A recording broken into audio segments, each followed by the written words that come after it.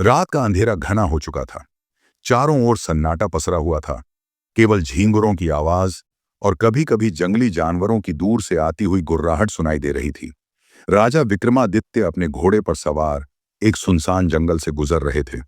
उनके पीछे उनका विश्वास पात्र सेवक भैरव था। महाराज, ये जंगल बहुत खतरनाक है।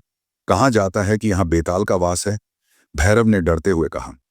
विक्रमादित्य ने मुस्कुराते हुए जवाब दिया, भैरव, मैं विक्रमादित्य हूं। मैंने कभी किसी से डरकर रास्ता नहीं बदला। अगर इस जंगल में कोई बेताल है तो मैं उसे पकड़ कर लाऊंगा। भैरव ने डर से सिर हिलाया, लेकिन राजा के सामने कुछ बोलने का साहस नहीं हुआ। तभी अचानक एक ठंडी हवा का झोंका आया और दूर से एक अजीब सी हंसी सुनाई दी। हाँ हाँ हाँ। विक्रमादित्य ने अपनी तलवार निकाल ली। कौन है वहां? उन्होंने गर्जना की। कोई जवाब नहीं आया, लेकिन हवा में एक अजीब सी गंध फैल गई, मौत की गंध। विक्रमादित्य आगे बढ़े। कुछ ही देर में वे एक श्मशान भूमि के पास पहुंच गए। वहां एक पेड़ पर एक लाश उल्टी लटकी हुई थी।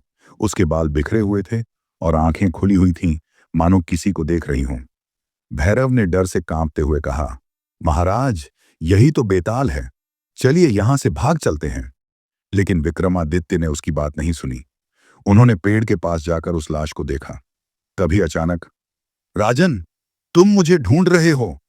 एक कर्कश आवाज हवा में गूंजी। विक्रमादित्य ने पीछे मुड़कर देखा। कोई नहीं था, लेकिन जैसे ही उन्होंने फिर से लाश की ओर देखा, वह हिल रही थी। लाश ने अपनी आंखें घुमाई और सीधे विक्रमादित्य की ओर देखते हुए बोली, अगर तुम मुझे पकड़ सकते हो तो पकड़ो, लेकिन याद रखना, अगर तुमने रास्ते में एक भी शब्द बोला तो मैं वापस इसी पेड़ पर लटक जाऊंगा। विक्रमादित्य ने बिना किसी डर के लाश को उतारा और अपने कंधे पर डाल लिया। उन्होंने चुपचाप चलना शुरू किया। चलते चलते बेताल ने अचानक बोलना शुरू किया, सुनो राजन, मैं तुम्हें एक कहानी सुनाता हूं। अगर तुम जवाब दे पाए तो ठीक, नहीं तो मैं तुम्हारी जान ले लूंगा। विक्रमादित्य ने सिर हिलाया, लेकिन चुप रहे। बेताल ने कहानी शुरू की।